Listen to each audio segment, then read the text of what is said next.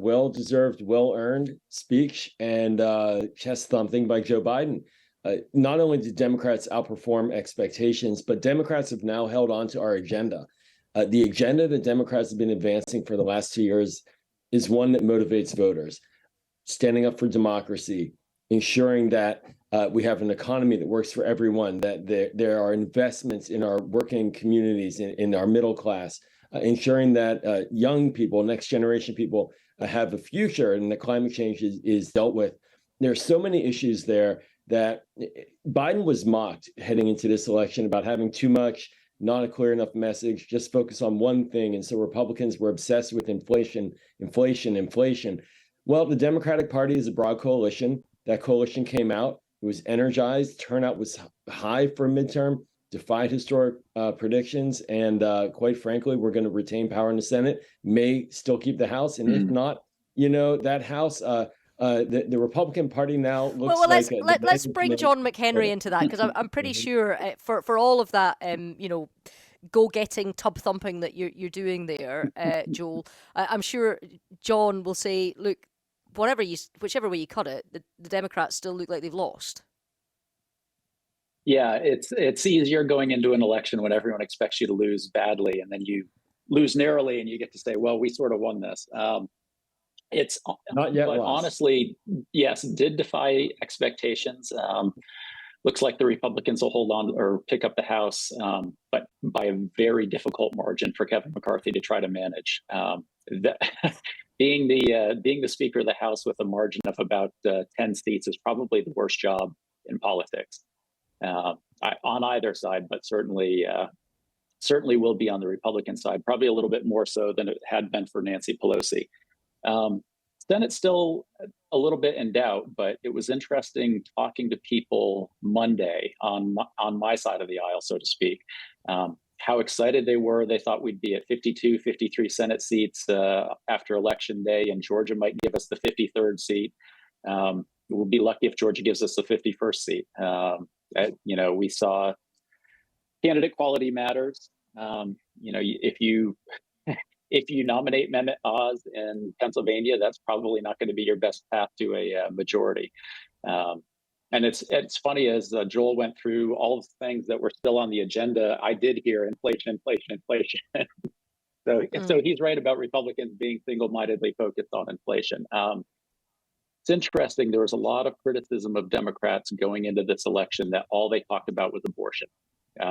You saw, I think, and Joel, correct me if I'm wrong, but I want to say close to half of these. To be fair, John, where it was on the ballot, actually it got people voting. Well, and I was going to say, it's almost a replay of 2014, where we as Republicans were looking at all the advertising around abortion and saying, why are they advertising on this? Well, it boosted Democratic turnout. Democratic turnout could have slid off a cliff the last couple of weeks, and it maintained sort of what we call the 4s and 5s, the people who on a 10-point scale would say, oh, I'm a 4 in interest in the election. It kept them coming to the polls. And as Joel said, it does keep the Democratic agenda alive. Well, let's bring Joel in here, Joel, because one of the things that I'm interested in as one of these people that watches from 3,000 miles away, the midterms, they're a nice hors d'oeuvre, but I like a main course. I like a presidential election. Are you confident that Biden will be the Democratic candidate? Are you confident that he's the best candidate that the party has going into the future presidential elections? Well, what's great about politics? It's just like sports. One may assume they know what the outcome will be, but the game still has to be played. And heading into Tuesday night, there was this assumption that Joe Biden would have to go out Wednesday morning and give a sorry speech. We got shellacked, as President Obama said, and I'm reconsidering running again. And then Donald Trump would be victorious and next week announce. Well, the opposite is now happening. Joe Biden is solidified. His message, his team, the grassroots, all of it came together effectively on Tuesday night. There is no other leader. If he wants it, it's his. And on the Republican side, I was going to say before, I'll say it again, their management now, their leadership looks like Twitter management. It's total chaos. And God bless for those who support Donald Trump. Quite frankly, Mehmet Oz and some of these extremist candidates, they weren't picked by party bosses. They're picked because they're popular in the Republican Party. So Donald Trump single-handedly may have delivered the upper Midwest to the Democratic Party for the next decade. We swept in Michigan, did extremely well in Pennsylvania, Wisconsin, very strong. These are must-win states for the next president. Florida is gone. The Democrats lost it 2 years ago. Ron DeSantis, he can have a 20-point win. Democrats can't be competitive there regardless. So if Donald Trump runs, you bet Joe Biden will run because that's his target. And then we're going to see a very strong race in 2 years for Joe Biden. Big electoral college to just give Florida away like that. But John, that must be music to your ears because, you know, Joe Biden's poll ratings, not exactly the highest of a sitting Democrat president. Presumably, Republicans quite happy if he's the candidate. You know, it's interesting. The only chance Joe Biden had to win re-election in 2024 is for Republicans to take the House. God forbid Joe Biden have another majority and something of a mandate going into the next 2 years, because I think that he winds up picking off a lot of Democrats because he's not going far enough. The Republicans are aggravated because of all the spending, and that dooms the Biden presidency. He actually has a chance. He's not Bill Clinton. He's not going to run as effectively against a Republican House as Bill Clinton would have, or frankly, to some extent, as President Obama did. But he does at least have a foil. Joe Biden has been a lot better at making the case against Donald Trump than he has been making the case for himself. And I think having a Republican House, whether or not he has a Republican Senate as well, gives him something to rail against. It gives them the opportunity to say, I wanted to do this, and Republicans blocked it. You need to vote for me again in 2024 in order to get these things done. And if Donald Trump is his opponent... Let's get down into these Trump numbers. And we also heard from Joel about Ron DeSantis in Florida. What on earth is going on there? And you know, is the Republican Party still the GOP, or is it the Trump Party, or is it a warring factor of the two? And is DeSantis coming through? Like, give us, show us where your house is. Like, where is the Republican House right now? It's fascinating because one of the things that we'll never really know for sure is, did Donald Trump cost Republicans the Senate by teasing a presidential bid the night before the election? Did he push enough independents in some of these states where we're talking about a 16,000 vote lead in Nevada that might evaporate? Did he put enough independents in the side of saying, I want to vote against Joe Biden, but I can't vote for Donald Trump, and it feels like a vote for Laxalt will be a vote for Trump? Did he sway some votes there? I think DeSantis is in a great position to run if he wants to challenge him. He's one of the few, I think, and just to put it out there, we worked for Ron DeSantis in 2018, not this cycle. So take that with a grain of salt, whichever way you think my bias lies on him. He's very good about not oh, wait a minute, you didn't work for him again. That was we didn't work for him again. Right. He tends not to have the same consultants from cycle to cycle.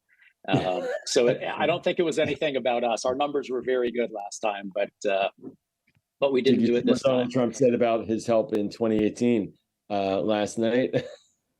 Right. Yeah. So well, it's an interesting you did say dynamic. That. And let me bring Joel back in here, because if we're now saying that Ron DeSantis is the coming man, or one of the coming men in the Republican Party, presumably he's about to be subject to the sort of scrutiny that even in a big state like Florida, you just don't get in gubernatorial races. I mean, every single element of his life is about to be picked over, and we're about to find out who Ron DeSantis is, or see the battle between the Democrats and the Republicans of who they can portray Ron DeSantis as.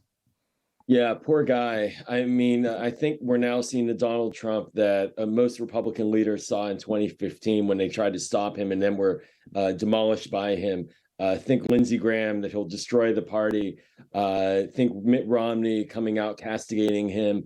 And none of it worked. We saw what Donald Trump did to Marco Rubio in the primary. I don't think Rubio has ever recovered. He's certainly still in the Senate.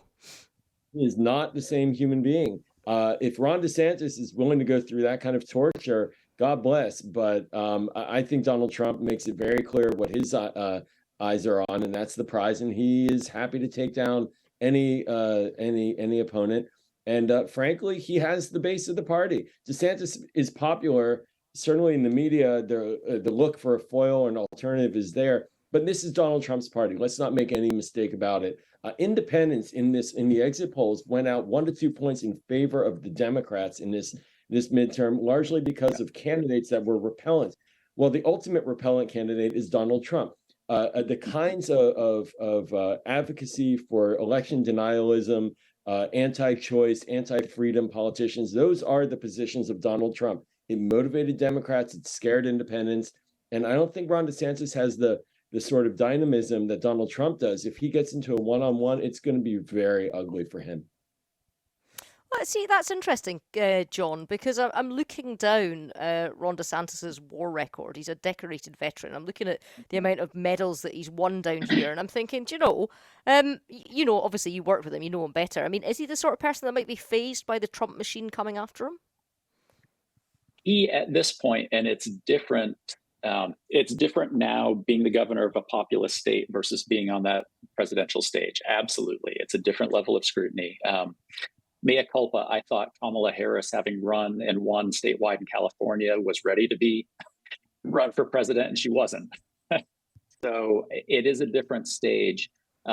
DeSantis at this point seems to be one of the few people who's okay with taking some punches from Donald Trump and not letting it throw him. Now, it's very different on a debate stage where you're trying to think in real time, how do I react to this? Do I laugh? Do I just stone-faced stare at him? And DeSantis is, let's say, a confident person. He doesn't lack for a sense of his own abilities. So I don't know that he's likely to get as ruffled as we saw with, as Joel said, 14 other people on a stage in 2015, 2016. If I can just jump in on that, I think from a Democratic perspective, we'll ultimately take whoever is served up. It's the agenda. And going back to that, there is a Democratic agenda that Joe Biden has been pushing, that the Democrats in Congress have been supporting, that was widely mocked as being a handicap coming into this midterm. And it just wasn't true. And I think we're going to see, as John rightly points out, a lot of opportunities in the next Congress for a Democratic Senate and a Republican House to message against each other, and Joe Biden work that effectively, sort of a triangular dynamic to demonstrate that he has Americans back. And frankly, the Republicans perform so poorly on the House side that they don't have the cushion that they need heading into a general election, which tends to be better for Democrats as there's more turnout. Democrats have higher numbers nationally. We've won 7 of the last elections on the popular vote. And so this may be very, very short Republican House if it does go that way. Well, let me put something to you, Joel, because you were saying that Marco Rubio never really recovered from the kind of little Marco sort of slanders that Trump put on him. But I mean, I don't really see how Joe Biden's got past the Sleepy Joe stuff either. That kind of stuck a little bit, and because of his age, his advancing age, the idea that you match these two back up again, it's kind of like a second fight from 2 heavyweight boxers. You can see it happening. But if there's a much younger, more virile former war veteran, with a Florida tan taking the stage, suddenly, the dynamic is very different in people's living rooms when they're catching 2 minutes on the news at night, not when they're sitting down to watch an entire presidential debate. I mean, do you not worry that your guy will look past it against somebody that's 30 years younger than him? Well, Ruth, I think I look at the numbers ultimately. And in 2020, Joe Biden had more than 7 million votes over Donald Trump.